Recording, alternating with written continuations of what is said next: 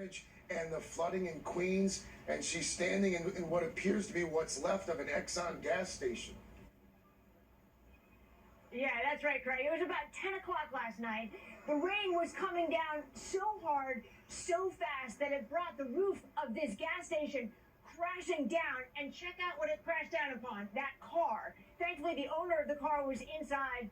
No one here was injured. You know, the National Weather Service doing something you mentioned they only very rarely do. They first issued a flash flood warning here in New York City. They upgraded that to a flash flood emergency. They only do that when the situation is life-threatening. This morning, the East Coast pummeled by deadly storms, fueled by the remnants of Hurricane Ida. Tornadoes, flooding, and heavy winds throughout the Northeast. In New York and New Jersey, historic rains, causing one of the wettest Septembers on record. And it's only the second day of the month. New York City's infrastructure devastated, making streets impassable. Roads and parkways quickly submerged. Residents needed rescue from rising waters. The National Weather Service posting, "This is a life-threatening situation. Seek higher ground now." New York's governor declaring a state of emergency. Captured on video, floodwaters pouring into subway stations, submerging vehicles. In Queens, heavy rains causing this Exxon station to collapse onto a vehicle. On Staten Island, firefighters rescued an MTA bus driver and supervisor as workers from a nearby CVS jumped in to help them to safety. In Westchester County, just outside of the city, high winds and heavy rain, making driving conditions dangerous. How bad is it out there? It's pretty bad. Cars that are stuck, people that get stranded, people that are, taking public transportation if they have to. In New Jersey, Governor Phil Murphy also declaring a state of emergency.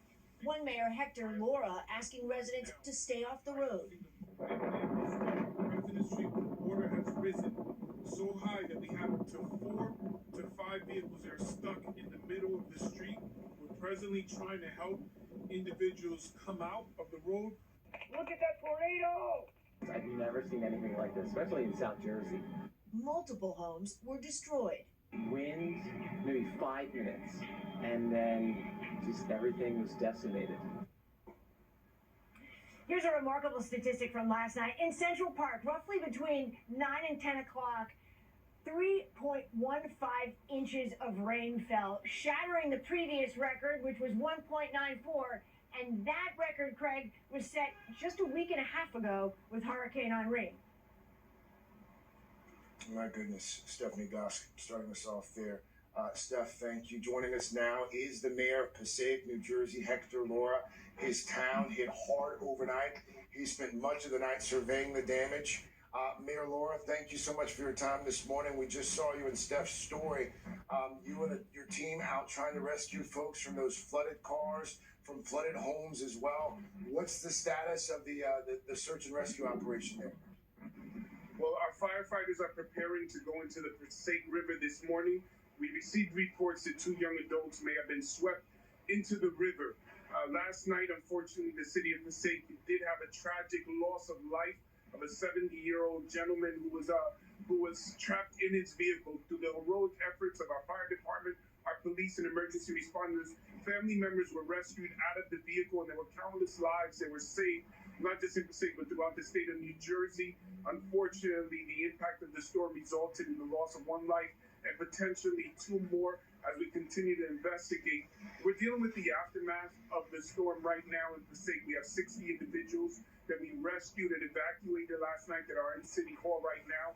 We're hoping to get them back into their homes, and we're going to continue assessing the damage throughout the city. Obviously, vehicles can be repaired, property can be replaced, but life lost cannot be returned. And we are so grateful for our emergency responders, our police, our fire, who went above and beyond in their heroic efforts throughout the night to respond to every single call, whether alarms, trees that came down, but specifically rescuing individuals as we see abandoned vehicles throughout the entire city. It is evidence of the hard work of police and fire to rescue individuals that were stuck out in the storm. Mayor Laura, you were obviously expecting remnants from Ida, but 3 inches falling in Central Park in an hour, a half inch reportedly falling at Newark Airport in 6 minutes. It seemed as if the speed with which this storm hit caught a lot of folks by surprise. Were you guys caught off guard a bit?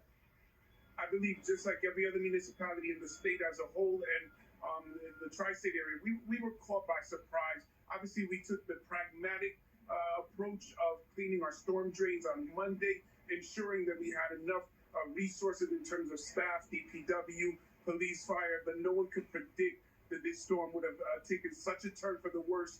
The intensity of the rain, and as you already mentioned, how quickly the rain came down, it caused and wreaked havoc throughout the city.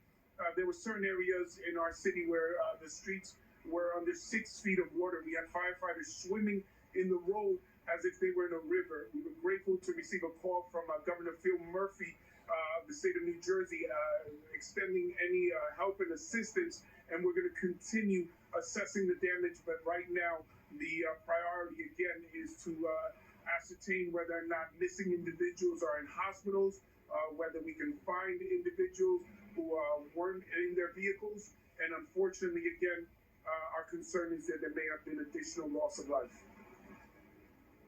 Okay. Passaic, New Jersey Mayor Hector Lora.